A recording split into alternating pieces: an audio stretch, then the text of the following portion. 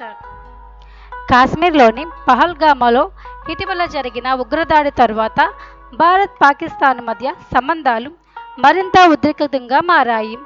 ఈ పరిణామాల నేపథ్యంలో భారత్ ప్రభుత్వం పాకిస్తాన్తో ఉన్న సరిహద్దును తాత్కాలికంగా మూసివేయాలని నిర్ణయం తీసుకుంది. ఈ చర్య ఎండిన పండ్ల దిగుమతులపై ప్రత్యక్ష ప్రభావం చూపనున్నట్లు వ్యాపార వర్గాలు అంచనా వేస్తున్నారు. ఆఫ్ఘనిస్తాన్ నుండి ప్రతి సంవత్సరం సుమారు 20,000 టన్నుల ఎండిన పండ్లు భారత్కు దిగుమతి అవుతూ ఉంటాయి. ముఖ్యంగా మమ్రా బాదం, ఆప్రికాట్లు, ఆకుపచ్చ, ఎండు ద్రాక్ష, పిస్తా, వాల్నట్లు, ఎండిన హత్తి వంటి పండ్లు పెద్ద ఎత్తున మార్కెట్కు వస్తూ ఉంటాయి. ఇప్పటి వరకు పాకిస్తాన్ రూట్ ద్వారా భారత్కు రావడమే ప్రధాన మార్గం కాగా ఇప్పుడు దుబాయ్ ద్వారా దిగుమతి చేసుకోవాల్సిన పరిస్థితి ఏర్పడింది.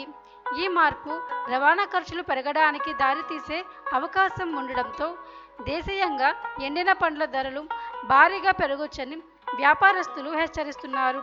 ఈ పరిణామం పండ్ల విక్రయదారులు, వినియోగదారులు రెండింటి మీద ప్రభావం చూపనుందని పరిశ్రమ వర్గాలు భావిస్తున్నాయి.